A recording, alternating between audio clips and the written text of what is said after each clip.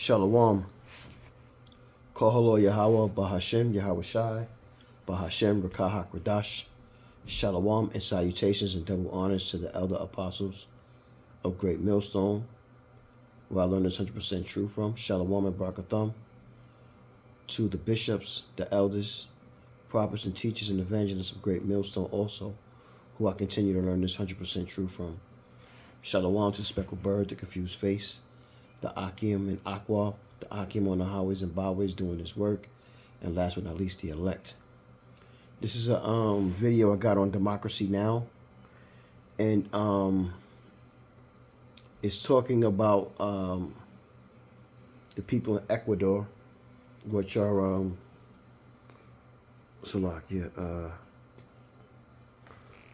Ecuadorians. Who are the Ecuadorians? Let's get some proper understanding real quick.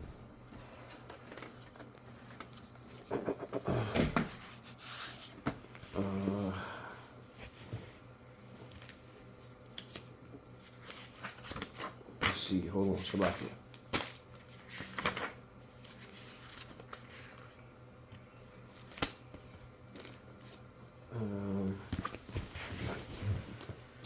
I know they're part of the Northern Kingdom of Israel. I'm not exactly sure, but if you give me a couple of seconds, bear with me, Israel. I'll have that information for you.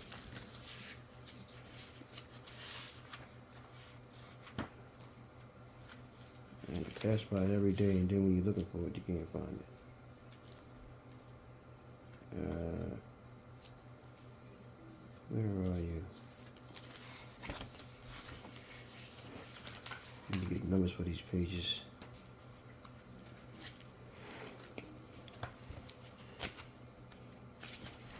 Okay.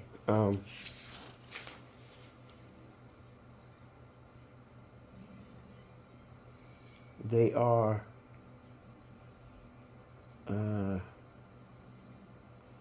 Iroquois, Incas. Ecuadorians are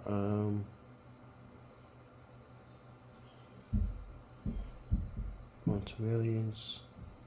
They're either Zebulon or they are Asher. Possibly Naphtali. I could be wrong. So, they're going to talk a little bit about, I'm not going to let the whole thing play. She's going to talk a little bit about Esau and what he's been doing, the same playbook he's been using. And I just wanted to point out that these are the people of Israel and how to never trust our enemy, man. These people of Israel, man. You know, not that they allowed him to. You know, Esau coming to your place and take it over anyway.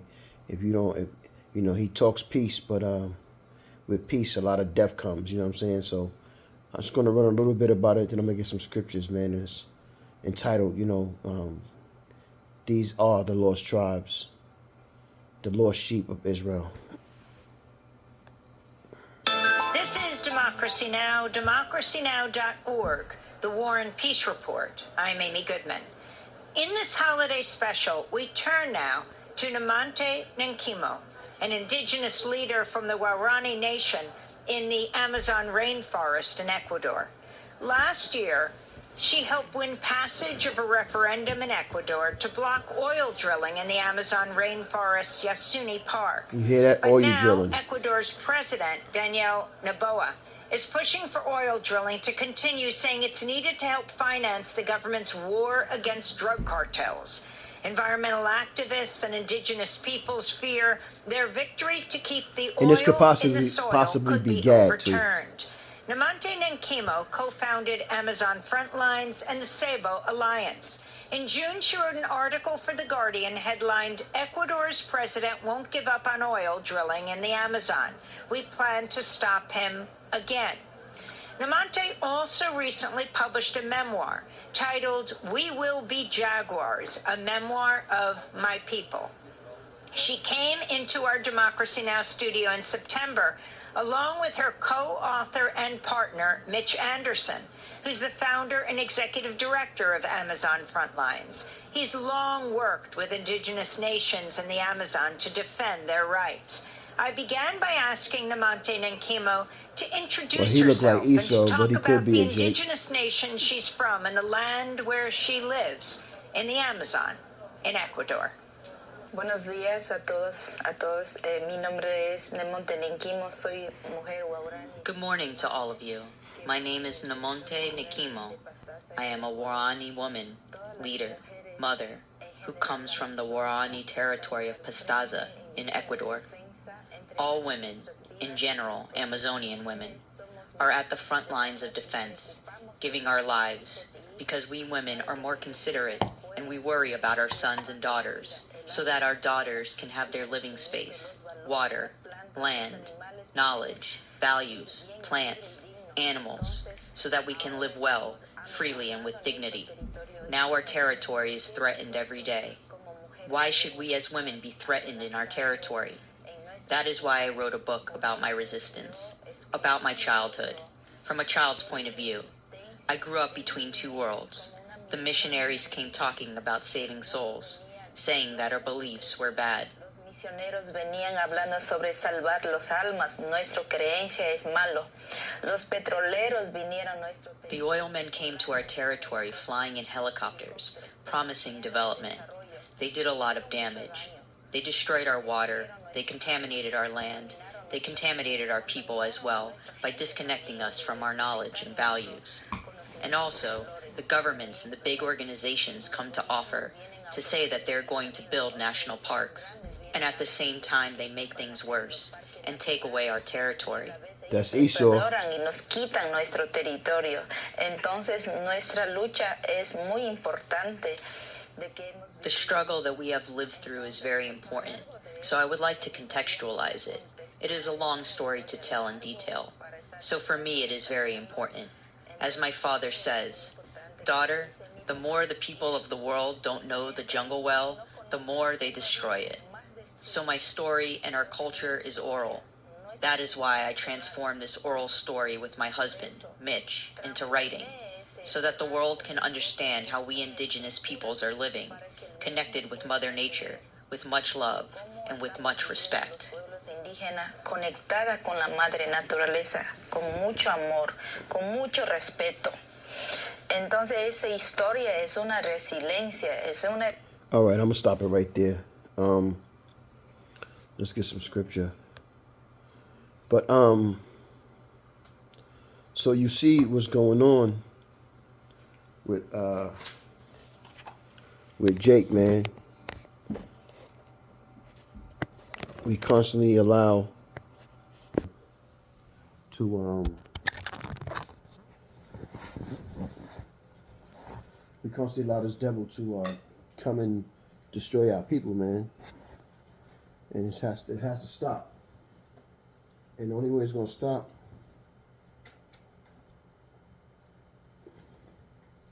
is when Yahweh Bahashim Yahweh Shai is gonna come back. And that time is close. That time is real close. Because there's a big thing right now going on with the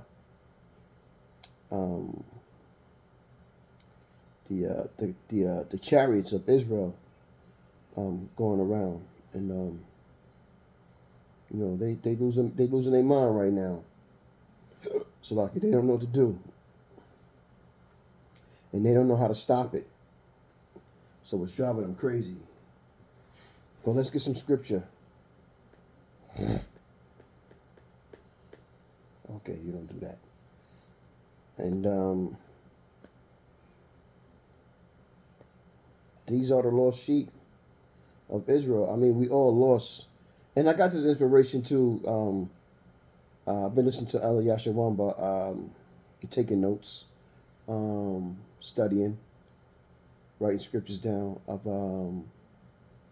because we're in the Hanukkah season, and Elder Yashawamba, which he's great at, going into history.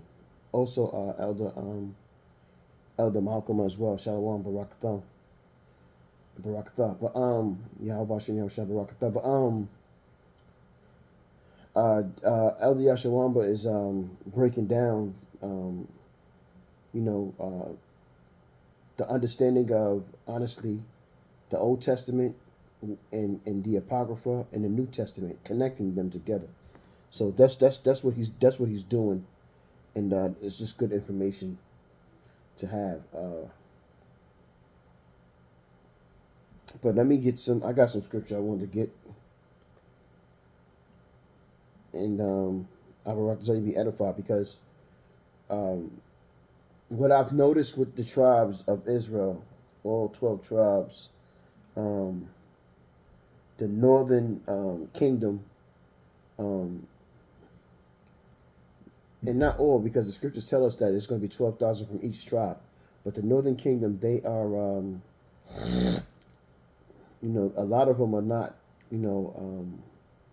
they're oblivious to what's going on with Yahweh Bashem Yahweh Shai, understanding his name, understanding his son name, which is Yahweh Shai, and this is why we're preaching and teaching to bid the elect into the marriage, to join together with Yahweh Shai, Yahweh Shai, but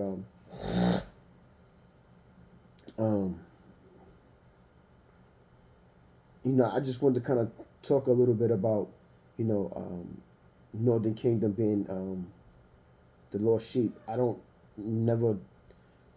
cover that aspect of understanding when it comes to the Northern Kingdom, but the Spirit was on me to just speak about some things. But so let me get some scripture now. I don't want to do too much rambling.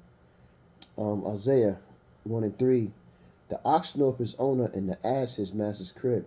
But Israel does not know. My people doth not consider. And that's what the deal is with the Northern Kingdom. Southern Kingdom too, but I'm really touching on the Northern Kingdom. They don't know and they don't consider that they're the greatest people. And you know that they're peculiar people because of how they live. You know what I'm saying? This is Isaiah 53:6. All we like sheep have gone astray. We have turned everyone to his own way, and Yahweh have laid on him the iniquity of all of us. And that's all 12 tribes, man. This is why we're in the situations we're in. This is why Esau comes to the Amazon the way he does, and he promises peace, but he's killing them. You know what I'm saying? He's destroying them. These are the types of things that have been happening since day one, man. And we trust in Esau. The scriptures tell us never trust our enemy, but we trust in him as if he cares. But I think what it is not that we trust him because we care.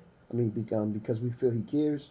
I think we trust in him because ultimately we can kind of tell through the Spirit that this man is a madman, and we don't give him what he wants right now, he'll get the murdering right then and there, because that's what he has shown us, that he gets stuff. He's a murderous devil. You know what I'm saying? A lying, scheming, trifling demon. Jeremiah 50:6. My people have been lost sheep. Their shepherds have caused them to go astray. They have turned them away on the mountains. They have gone from mountain to hill. They have forgotten their resting place. So, like Northern Kingdom, they call themselves the indigenous people of America, and they like to think that America is their homeland, and it's not. America's not their homeland. It's where they left. It was where they went to. Yahweh Bashem Shai guided them there, from Assyria. Once they left Assyria, this is Yahweh Shai speaking, and he says, "This is why I said earlier we're waiting for Yahweh Shai to come back." And this is what he says. But he answered and said, Matthew 15:24. But he answered and said, I am not sent but unto the lost sheep of the house of Israel. So, that's what we're waiting for, man. We're waiting for Yahweh Shai to come back. Because this place is over with. This place is done, man. And, I'm ready to get up out of here. Ready to get up out of here for real. Matthew 10:9.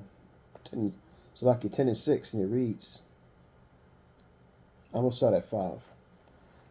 These 12 Yahushua sent forth and commanded them, saying, Go not into the way of the Gentiles, and into any city of the Samaritans, enter ye not, but go rather to the lost sheep of the house of Israel. And as ye go, preach, saying, The kingdom of heaven is at hand. And this is where we at right now, man. The kingdom of heaven is at hand. And this is why I mentioned again, with Northern Kingdom, it seemed like they're more, they always seem like they've been more heavy into idol worshiping than the Southern Kingdom has. But we was doing it too. So Yahweh Shem Yahweh Shai put us in there too. But it just seemed like they just more involved with clinging on to the enemy and accepting the enemy's ways, the devil's ways, versus coming back to these laws, statutes, and commandments. That's why I used Isaiah 1 and 3, man, because, and then we still got, we got the Northern Kingdom and Southern Kingdom. We still, there's still some of us that don't like each other or like one another or believe that the Southern Kingdom doesn't belong with the house of David, or the Northern Kingdom doesn't belong with the house of David. So, these same things has been going on for hundreds of years, and nothing's new under the sun. But this is why I said Yahweh Shai needs to come back, because it's crazy out here. Matthew 18 and 4. Salakia, Matthew 18 and 11. For the Son of Man is come to save that which was lost. And what was lost? The lost sheep. Verse 12. How think ye, if a man have 100 sheep, and one of them go astray, doth he not leave the 90 and 9, and go up into the mountains, and seek of that which is gone astray? And if so be that he find it, verily I say unto you, he rejoiceth more of that sheep than of the 99 which were sent astray. So Yahweh Hashem Yahweh Shah loves all his people, but 2/3 of his people don't want to come back to the Lord's statutes and commandments. They would rather stay in the position that they're in. Lost sheep, Luke 15 and 4. What man of you, having 100 sheep, if he lose one of them, doth not leave the 90 and 9 in the wilderness, and go after that which is lost until he find it?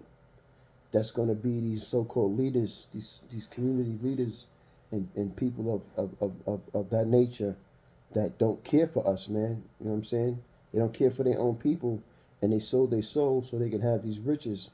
Elder Apostle Gabar just did a video, which I was taking notes on, breaking down how Yahweh Shai talked about how Yahweh Shai was rich, but he, once he started, he became poor. You know what I mean? And for an Israelite, or definitely a teacher of the Most High, we're not here to be rich. We're here to suffer, and we're here to preach and teach the gospel until Yahweh Bashem Yahweh Shai tell us to stop. So we're not here to to make it. We're here to do a job, so we can go back home. And Israel don't want to go back home, man. Northern Kingdom don't want to go back home. Southern Kingdom don't want to go back home. But when the Lord Yahweh Bashem Yahweh Shai destroys everything, we're gonna see how they feel about it then. Last scripture right here, Psalms 119, 176. I have gone astray like a lost sheep. Seek thy servant, for I do not forget thy commandments. And this is what happened to all our people. We forgot the law, statutes, and commandments of Yahweh Bashem Yahweh Shai. And because of that, we're in the situation that we're in today. We're in the Amazons, and Esau is coming to the Amazons, lying and poisoning and doing what he was doing when he brought us here, killing our babies and our mothers and our old and our young and our women. He don't care at all for nothing. You know what I'm saying? Fucking devil. Anyway, man, with that, I will rock this on you edify. I'm going to say, Kahalo Yahweh, Bahashem, Yahweh Shai, Bahashem, Rekahak Radash. Shalom and salutations, double honors again to the men of Great Millstone. I will rock this on you edified. Shalom to the speckled bird, confused face, the Akim and Aqua, the Akim, and last but not least, the elect. With that, let's say shalom.